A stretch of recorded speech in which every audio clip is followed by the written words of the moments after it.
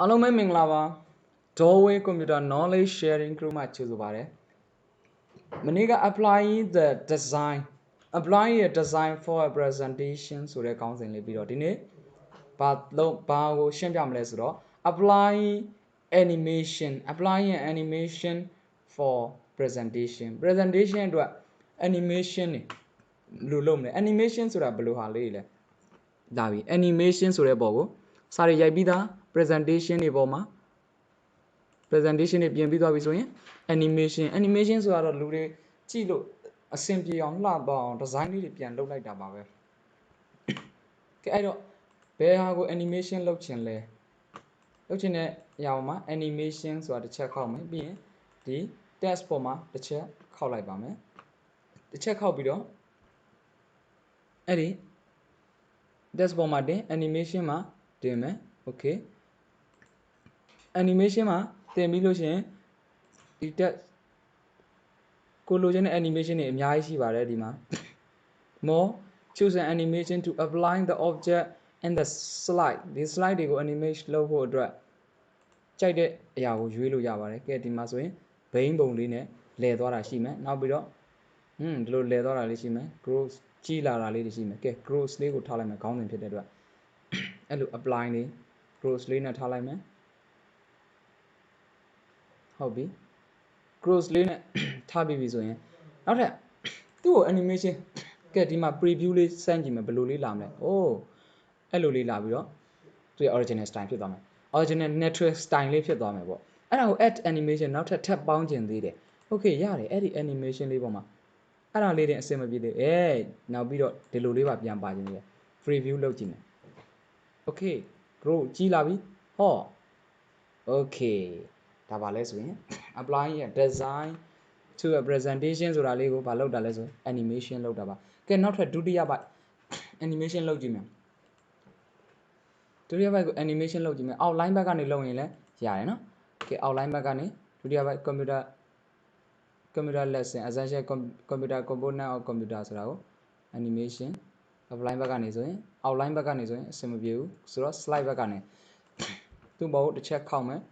ဟောက်ပြီးတော့သူ့ကို float in နဲ့ဒီလိုလေးတက်လာတာလေးလုပ်မယ်လုပ်ပြီးရင် add animation ဆိုတာလေး zoom in okay နောက်ထပ်ထပ်ပြီးတော့နောက်ထပ်ဒီလိုလေးပြန်ပြီးတော့ထည့်ခြင်းသေးတယ်ကဲ preview လုပ်ကြည့်မယ် okay ဒါမျိုးလေးဒါပေမဲ့ခေါင်းစဉ်လေးဆိုတော့အရင်ဆုံးဒီ grow and tank ဆိုတာလေးကပို့ပြီးတော့လှပါတယ်ခေါင်းစဉ်လေးကိုနံပါတ်1ကို grow and tank ဆိုတာလေးထားလိုက်မယ် grow GROWTH ဒီမှာလဲgrow and tank ကိုနံပါတ်1ခေါင်းစဉ်လေးနဲ့ထားလိုက်မယ်ထားမှသူ့ရဲ့ add animation မှာဘယ်လိုလေးထားမလဲဒီလိုလေးထားလိုက်မယ် okay preview လေးလုပ်ကြည့်အောင် okay ကဲအောက်ကဟာကိုစမ်းကြည့်မယ်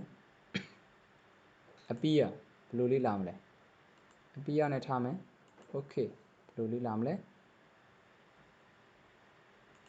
okay အောက်ကတခုချင်း white ဒါမျိုးလေးရပို့ဆင်ပေးတာ okay စာကြောင်းလေးကဲ number 4စာမျက်နှာ3 slide 3မှာ import device ဆိုတာခေါင်းစဉ်လေးဖြစ်တဲ့အတွက်သူခေါင်းစဉ်နဲ့ညီတဲ့ပုံစံလေးနဲ့လာအောင်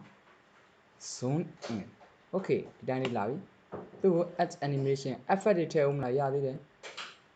ဒါမျိုးတွေပေါ့ second တွေပါတွေထည့်ခြင်းလဲရသေးတယ်ဒီမှာ second မထည့်တော့ဘူးဆိုတော့သူကဘယ်လိုလာမလဲကဲသူ့ကို preview လုပ်ကြည့်မယ် okay device အောက်ကဟာလေးကိုထပ်ပြီးတော့ animation ထပ်ပေးမယ်အောက်ကဟာလေးကိုဘယ်လိုလေးပေးမလဲတခုချင်းဒီလိုပေါ်တာလေး add animation တန်းပေးမယ်သူ add animation မပေးတော့ဘူး import device ကို add animation ထပ်ပေးမယ်ဘယ်လိုလေးလဲ color plex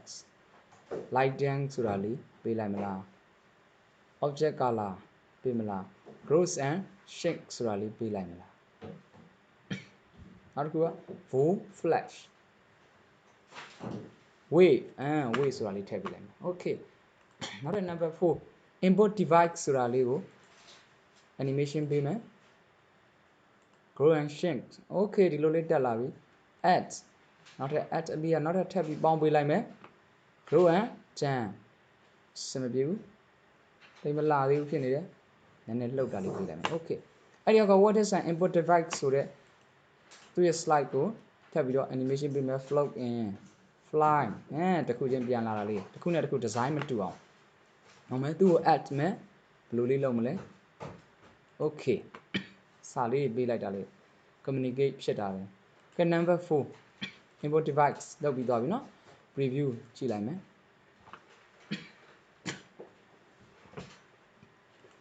ဒါတွေအားလုံးဘာဖြစ်သွားပြီလဲဆိုရင် slide ပေးပြီးသား slide ပေးပြီးသားဖြစ်သွားပြီဖြစ်တဲ့အတွက်ဒီကို shorter slide နဲ့ကြည့်ရင်အားလုံးမြင်ရမယ် reader နဲ့ကြည့်ရင်ကဲ normal ပြန်ထားမယ်ထားပြီးတော့ကဲ slide show ဆိုတာကိုနှိပ်လို့ရတယ်လို့ F5 ကိုနှိပ်လိုက်လို့လည်းရပါတယ်ကဲ slide show ကိုနှိပ်ပြီးတော့ဘယ်လို presentation လုပ်မလဲဆိုတာကြည့်လိုက်ကြအောင်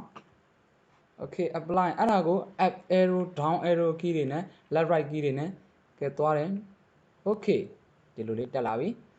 applying a design to a presentation ကဲနောက်ထပ် key လေးထပ်နှိပ်မယ်ဟောနောက်ထပ် key လေးထပ်နှိပ်မယ်နောက်ထပ် key တစ်ခုထပ်နှိပ်မယ်ပေါ်လာပြီလုံးဝ blank screen ပဲပေါ်လာတယ် okay နှိပ်လိုက်ပြီကဲစာတွေတစ်ကြောင်းချင်းကွန်ပျူတာတစ်ချက်နှိပ်မှ key ကိုတစ်ချက်နှိပ်မှကိုပြောချင်တဲ့အကြောင်းအရာလေးတွေပေါ်လာခဲ့မှာ okay input device ကဲတက်လာပြီနောက်ထပ်ဘာတက်လာမလဲအော် what is an input device what is an input device ဆိုပြီးတော့တက်လာမယ်တစ်ကြောင်းချင်းခဏလေးလုပ်မယ် okay နောက်ထပ်တက်လာပြီ input device တွေတက်လာမှာ output device တွေဒါမျိုးတွေအဆင့်ဆင့်နှိပ်သွားပြီးတော့ presentation လုပ်တာပါ ESC key နဲ့ပြန်ထွက်မယ်ဒါတွေဘာလုပ်တာလဲဆိုတော့ presentation နောက်ပြီးတော့ပုံလေးတွေရော animation ထည့်ခြင်းတယ် okay ရတာပဲပုံလေးတွေ animation ထည့်မယ်ဆိုရင်လည်းအဲ့ဒီထဲမှာမှပုံဒီပါဘယ်ဟာရှိမလဲပုံတွေကို animation လုပ်တယ်ကွန်ပျူတာပုံကို animation လုပ်မယ်ကွန်ပျူတာပုံပေါ်တစ်ချက်ထောက်ပြီးတော့ဘယ်လို animation လာခြင်းတယ်လဲကွန်ပျူတာပုံကို float တက်လာတဲ့ပုံလေးကဲ F5 ကိုနှိပ်မယ် presentation ပြန်လုပ်မယ်ခေါင်းစဉ်ကပြန်ချိန်မယ်ဒီနေ့ခေါင်းစဉ်ဒီပါခေါင်းစဉ်လဲဆိုတော့ applying animation ကိုအသုံးပြုခြင်းဖြစ်တဲ့အတွက်ခေါင်းစဉ်လေးပါပြောင်းလိုက်ကြအောင်မယ် applying animation ဆိုတာပဲပြောင်းမယ်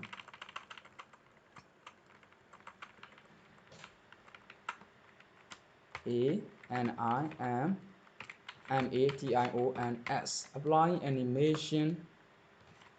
to a presentation PRESENTATION okay တိုင်းလေးဆိုရင်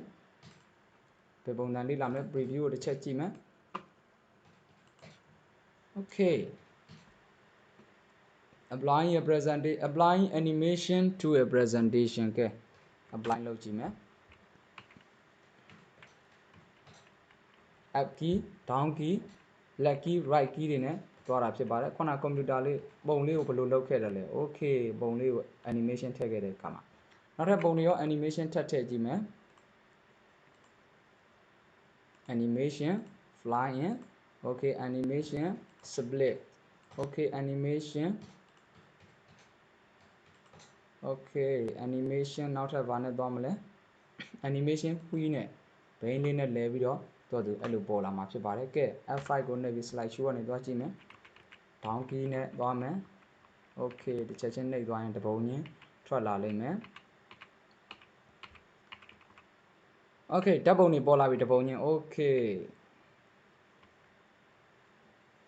ကဲအားလုံးအဆင်ပြေကြပါစေပျော်ရွှင်ချမ်းမြေ့ကြပါစေ